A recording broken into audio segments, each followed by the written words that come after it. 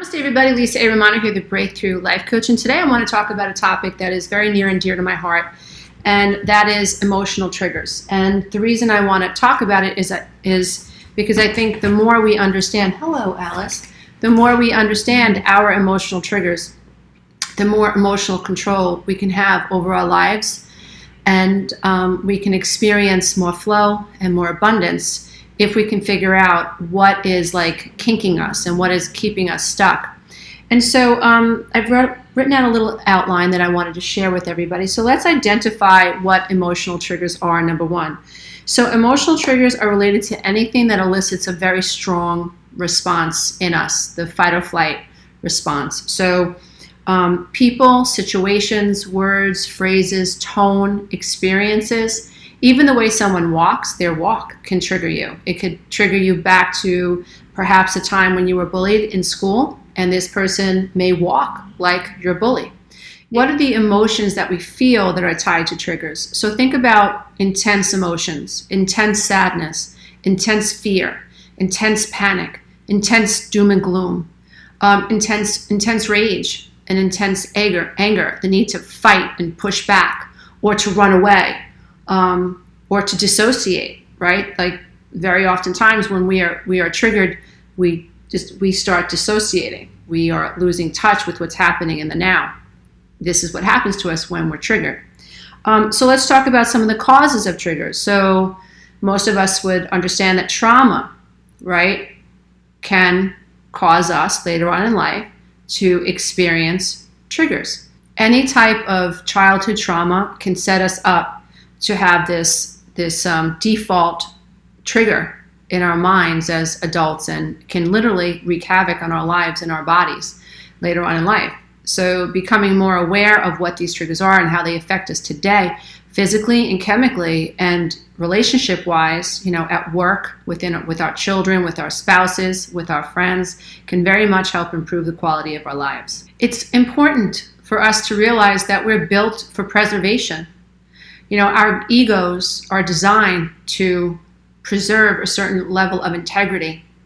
Our egos were designed to protect us. And so any thoughts or ideas or people that we come in contact with, or beliefs of others that threaten our ego, will cause a trigger response. So we're talking about ego preservation. It's natural for human beings' egos to want to protect the inner child's experience. Right? So we have to understand that when our egos feel threatened, it can trigger this very intense emotional reaction in us. So how does the body respond when we are triggered? There's this onslaught of stress responses, hormones in our body, and we are flooded with cortisol and all sorts of stimulating hormones that cause us to sweat, cause us to feel dizzy, lightheaded, sometimes nauseous. Our hearts beat like they're going to fall out of our chests. Sometimes our heads get really, really hot. And I think that's because of this rush of hormones, like this fear response, like, oh my God, my life is in danger. We can, like I said earlier, we can experience dizziness, sweating of our hands, definitely heart palpitations, pins and needles in our fingers and in our feet. Sometimes we actually start to lose sensation in parts of our bodies when we're highly, highly triggered. Another very common physical reaction to a trigger is the inability to talk. It's like, It's like there's a block from our throat to, our navel, and we can't get air out. We can't defend ourselves because we literally feel like we're under attack. And the body can't preserve itself emotionally through conversation when it feels like it needs to either run away or fight. And so what happens is we can be sitting at our desk or be at a luncheon and be triggered by something that someone says, and we can't move. And we, on some level, know it's not appropriate to, turn the table over, and punch somebody in the face or whatever, or scream. We might know that that's not appropriate. And so oftentimes we feel stuck. So what will happen is we will feel in the moment like we're being triggered, and we'll feel blocked if we're in a situation that we have deemed, I can't speak out right now, right? And sometimes it's in those situations with families, right? If you come from a dysfunctional family and you've been triggered and you know that if you call someone out on something, that it's just going to get worse. And so you might feel this blocking of the throat chakra, which is very common. A major cause of emotional triggers is when we are dealing with somebody who thinks differently than we do or doesn't see the world quite the way we do. And this is conflicting, right? It causes confliction. We want people to agree with us. Think about religion. How many wars and how many people have died over perceptions and their view of God, right? So think about people who felt like they needed to defend themselves, their lives and their families and their countries because of this conflicting idea and this conflicting belief. And so when people have conflicting beliefs from us, then we actually feel like what we think and who we are, because we're all tied to what we think. And so many of us wrap our identity up in our values and our beliefs and what we think. And so when we meet somebody who doesn't agree with us, it can threaten us and make us feel like that our identity and who we are is being threatened. And that can cause a very serious emotional trigger. We are designed to thrive. Our body cells are designed to preserve us. Our ego is designed to preserve us. So when in the now experience, our life feels threatened, right? And perhaps we hear a car backfire and we've been to war and we've heard these mortars go off and these guns go off, we can be emotionally triggered. And this panic response, the stress response can be activated and take over our bodies and take over our minds and take over our behaviors. Fear of losing control over our bodies, like in the case with sexual abuse. You know, we all have a natural need to feel in control over our bodies. And when we have been abused physically, when we have been abused sexually, and we have felt this overpowering of us, we definitely feel threatened. Our body is threatened. Our survival is threatened. And so we will have this traumatic experience seared into our minds, right? Into long-term memory. We will have a visceral reaction tied to that experience. And when we are in a similar experience as an adult today, perhaps like someone tickling us, or, you know, one of our friends walks up behind us and gives us a bear hug, that can create a trigger. And it's completely normal to have that trigger occur because we are built for preservation. Our bodies are built to preserve us. And so anything that threatens us and triggers us will create this automatic response. And we have to be aware of it so that we can gain some control over our triggers so that we can live a more abundant and flowing life. So let's talk about what we can do about emotional triggers. So I want to talk about before you actually have a trigger, while you have a trigger, and what you can do after you have a trigger. So the first thing that we can do is I want you to this is before. So before you actually have an emotional trigger, what we want to do is we want to address this hypersensitive stress response that you have to these possible triggers. So you want to get out ahead of it. Don't wait if you can. So what I like to do and what I have done is I have actually made an inventory list of the types of conversations, the types of language, the situations, the type of personalities, right? The type of humor. Because sometimes, you know, humor is a big trigger for a lot of us where people say, I was just kidding. You know, what are you so sensitive for? So, you know, I definitely have phrases that I am more sensitive to than maybe someone else. And so I've made a list. I've made an inventory list of the types of things that trigger me. So that's the first thing you want to do. So then what you want to do is you want to ask yourself, why? Why does that phrase bother me? Where did that phrase come from? When did I first hear it? What does it remind me of? What do I think my ego was trying to protect me from? You know, what was happening on the level of my ego when I was triggered, or when I do get triggered by that comment, by that conversation, by that type of word or that situation. So get out ahead of it. When you get out ahead of it, what you're doing is you're actually helping yourself desensitize yourself to the trigger, right? And it will help you in the future. Just having the observation of it will allow you to reduce the the flood of adrenaline, the flood of cortisol that happens, right? You actually get out ahead of the trigger, and it works phenomenally. So the more you know what triggers you, the more you make an inventory list so that you're prepared, the better you are to be able to handle the flood of emotions that show up and chemicals that show up that tend to take over your body while in the middle of an emotional trigger. So let's talk about what we can do while we're in the trigger. Let's remember what a trigger is. A trigger is a natural response to a perceived threat in the environment. Now that threat could be valid, like to our bodily harm, or it could be an emotional threat where we're being triggered and we're feeling like we're not good enough, for instance, right? Which so many of us and so many of you who subscribe to this channel deal with daily. I don't feel good enough. So when we're put into a situation where I don't feel good enough is triggered, we can go right into this automatic response or fight or flight, right? And it's so important that we have tools to use when triggered. So what I like to do is when I'm triggered is, now that I know what triggers me, and also it helps to understand what happens to you when you get triggered. For me, I feel like I said earlier, like my brain is almost on fire with these hormones, right? And my heart feels like it's beating out of my chest. And I start to feel a little lightheaded. So now that I know that, and I'm like, okay, that's a symptom. So what happens is I have this awareness of what's happening in my body, but my body is still experiencing those symptoms, right? Because my body is like a machine in a way. So the certain chemical has been outputted hormonally, right? And so now there's going to be a natural response in my body.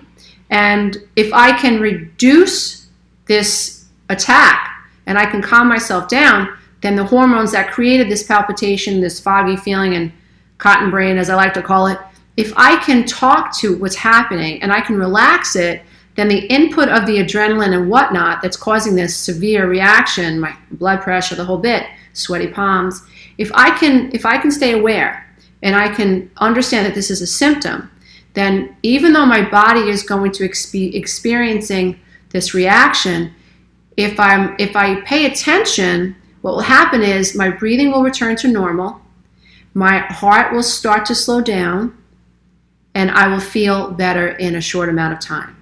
When we take awareness out of the picture, we are the trigger. We are the experience. There is no separation.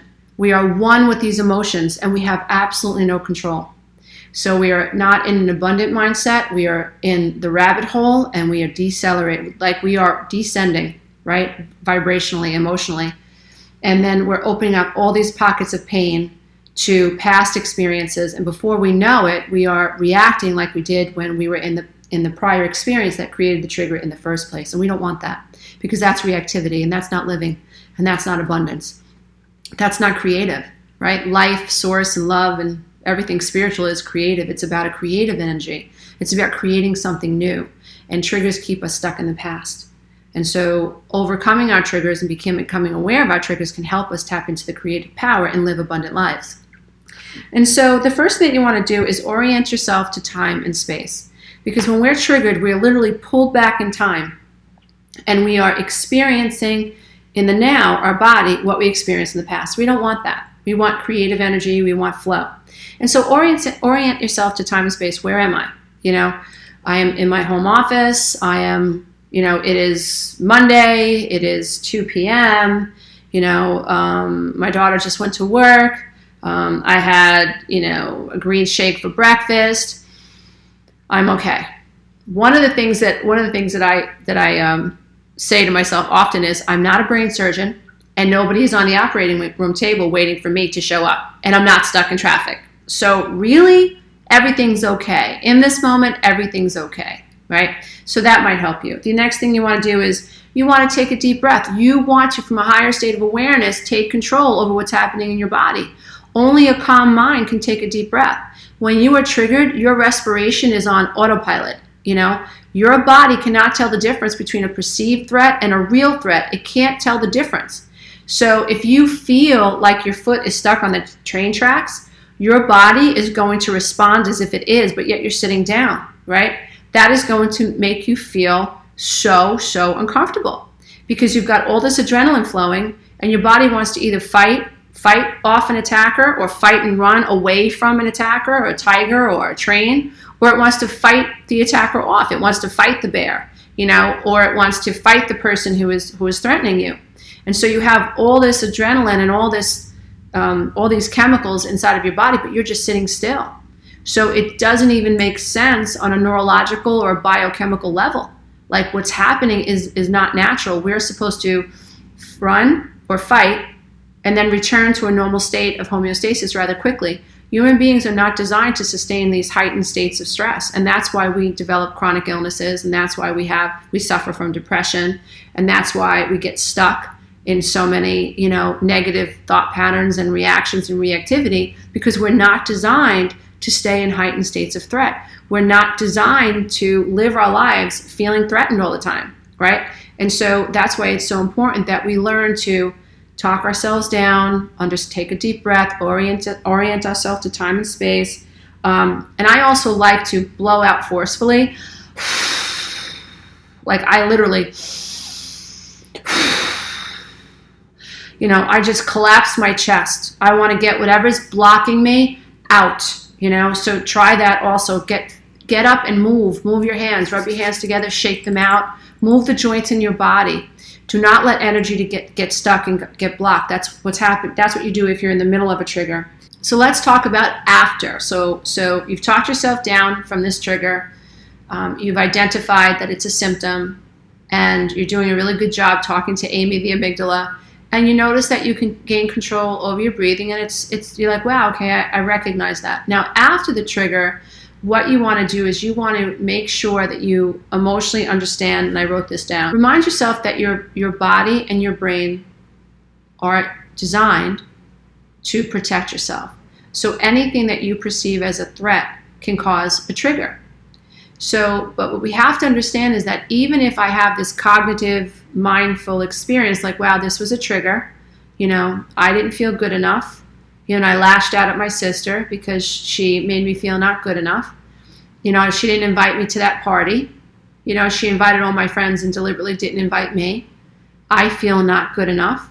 This reminds me of the way we grew up. I felt not good enough, where she used to lie to my friends, and she tried to steal my friends from me, and she tried to steal my boyfriends from me. This is very reminiscent. Okay, it's happening again. She's having a party. I just found out about the party on Facebook, and I'm feeling this rush of hormones, right? Knowing that ahead of time is going to be very useful, because what you want to make sure you do is you don't want to do the thing that you've always done, because if you do the thing you always did, you're always going to get the same results, and you won't be able to make any quantum leaps, right? So knowing ahead of time that your sister is the type of person that triggers you, this is the type of behavior that triggers you. When you are triggered, aha, there it is. I can feel myself being triggered, but this time I'm going to talk myself through the trigger, and this time I'm going to choose a different reaction. That's where you gain your control over. Now, it's important to remember that even though you have this conscious and mindful awareness of what is happening in time and space on Facebook or in your family, even though you have this conscious awareness of it, and even though you're able to talk yourself out of it from a higher space, right? From the higher self, the higher space, what you have to understand is that your body is still going to be reacting to the chemicals that were outputted. So it's going to take time. It's going to take time. So I think that the more that we understand emotional triggers, the more we get out ahead of them, the more we create an inventory list over what kinds of things and people and circumstances, trigger us. The more we're aware of how these experiences affect us, and the more tools that we have to help us in the moment when we are being triggered, and the more we understand that after we're triggered, we can actually go back, rewind the tape, understand what happened, and then deliberately choose to make a different choice than we would have prior. But the goal is to come out of the need to live in a state of defense, right? Otherwise, on a quantum level, we just keep attracting situations where we need to defend ourselves, which is not good. But the goal is, if we can get out ahead of our triggers and acknowledge them, and then choose to make a different choice in terms of our behavior, then what happens is we are now moving into a creative energy rather than a reactive energy. Sort of like the new is new and it gives birth to, but the old is dead. So if you want newness in your life, right, and you really want to master the self, I do encourage you to make a list of your emotional triggers and practice understanding what you're going to do if you ever get triggered, and then imagine what you would do if you were triggered today and what new behaviors you can choose to help you push yourself and break through what was a ceiling of very programmed, reactive states of being. Because what happens is when we are in a reactive state, we go right into behaviors that have been ingrained, right? And so most of us have our own patterns of relating to stress and threats. And what we want to do is we want to break those cycles so that we can gain control over our emotions and we're no longer stuck. Because at the end of the day, it's not you, dear one, it's just your programming. You know, definitely those of us who want to know why we do what we do and we want to live abundant lives, you know, we have to understand that gaining control over that which hijacks our ability to stay in control is definitely part of the equation. So thanks so much for watching, and if you haven't done so already, please consider subscribing to the channel. And if you want to get notified of when I create another video, just click the bell. Namaste, everybody. Until next time, I'm bowing to the love and the light that is absolutely in you.